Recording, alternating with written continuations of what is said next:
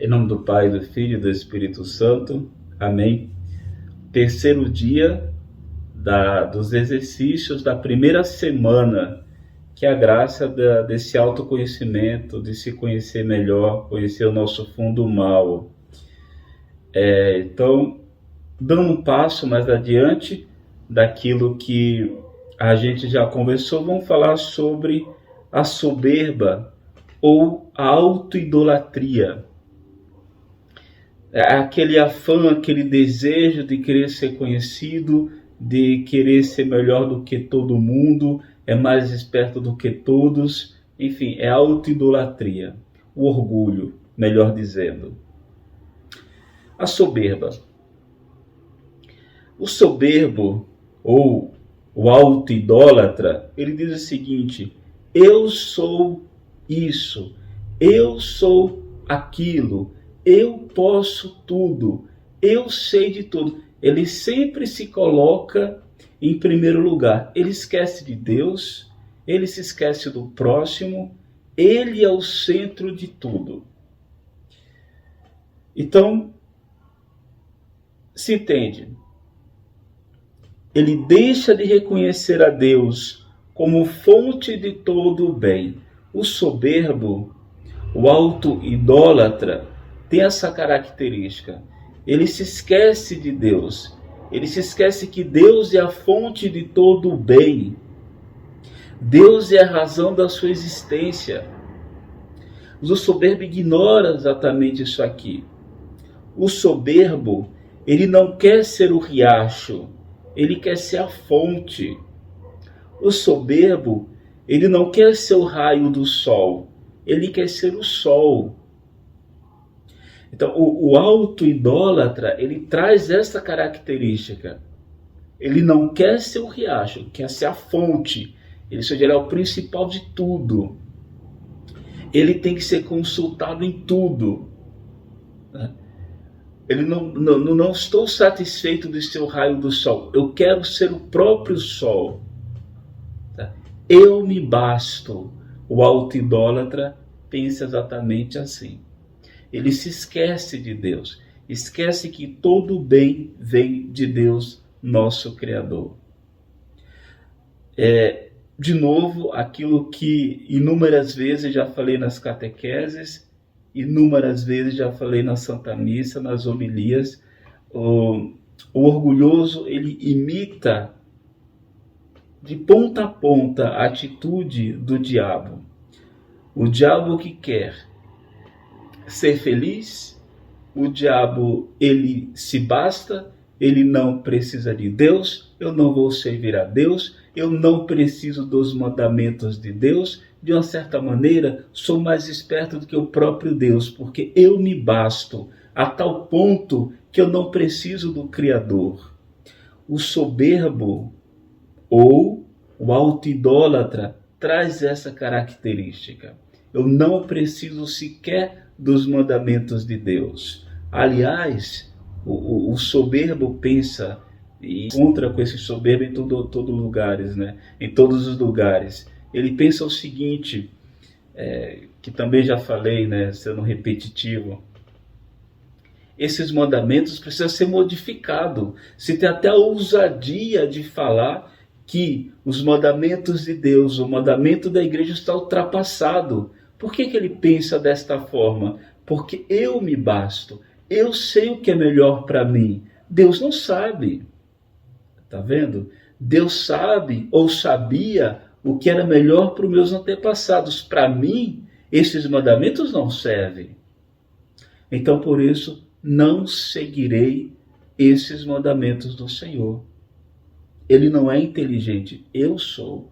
Então ele vai desprezando a Deus nosso Senhor.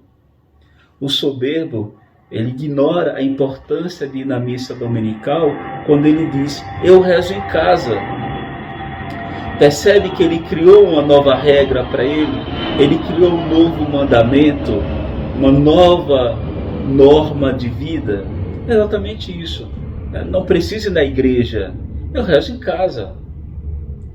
Para satisfazer o quê? O meu ego?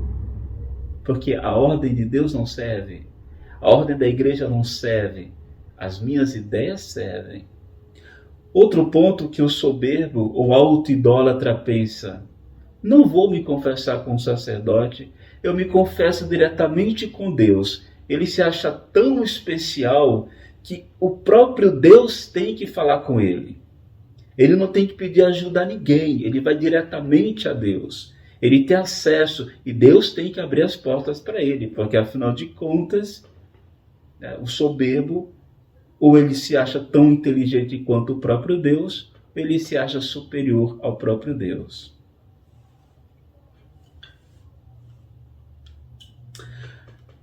O auto-idólatra sempre está vendo o defeito no próximo. Todo mundo é errado, ninguém presta, ele é o único que faz as coisas corretas. O auto-idólatra pensa o seguinte: errar é humano, mas só para mim. Eu posso errar e eu tenho direito ao perdão, mas o outro que errar, não. É desumano quando o outro erra. Quando eu erro é porque, de repente, não me deram a informação correta, eu não tinha analisado bem, então eu errei, então eu mereço perdão. Mas o outro, quando erra, de forma nenhuma, tem que ser condenado. Então, tudo é para ele, tudo está centralizado nele. Esse é o soberbo. Se despoja de Deus. O auto-idólatra ou soberbo pensa o seguinte: sem mim nada podeis fazer. Só quem pode usar essa frase, e usou, é nosso Senhor Jesus Cristo. Sem Cristo não podemos nada. Mas o soberbo não pensa assim. Imagine eu, um padre soberbo, arrogante, cheio de mim mesmo. Tá vendo? A paróquia Nossa Senhora da Assunção não vai para frente sem mim. Isso é um espírito orgulhoso se eu pensar desta forma. Vai falir a paróquia se eu sair daqui. Sem mim, a Assunção vai para baixo. Esse é o espírito soberbo. Ele sempre diz: sem a minha participação, sem a minha ajuda, vai dar tudo errado. E na verdade não é assim que as coisas funcionam. Sem Deus não podemos fazer nada. Sem Deus eu não vou conduzir a minha paróquia. Sem Deus eu não vou catequizar o povo que Deus me confiou. Eu preciso de Deus. O soberbo vai pensar o contrário. Ele é tão especial, ele é tão inteligente, né, que se coloca acima do próprio Deus. O soberbo não para aqui. Ele deixa de olhar para Deus, que é a fonte de todo o bem, e ele vai partir para um outro ponto que é a inveja. O que é? Ele detesta o bem que há no outro, porque o outro possui. Ele é tão especial que eu tenho direito a ter esse bem. Ele não pode ter esse bem. Eu sou especial. Esse carro, eu que deveria ter. Ele não merece ter esse carro. E começa a defamar o próximo simplesmente porque ele possui um bem que ele não tem. Porque quem tem direito a ter todos os bens é o orgulhoso. O orgulhoso é invejoso por excelência porque ele detesta o bem que o outro possui, porque ele se acha no direito de ter todos os bens. Então, já que ele não tem, ele passa a defamar o próximo. Ele fica atormentado com a felicidade do próximo, porque eu que tenho que ser feliz. É tudo centralizado, é auto-idolatria.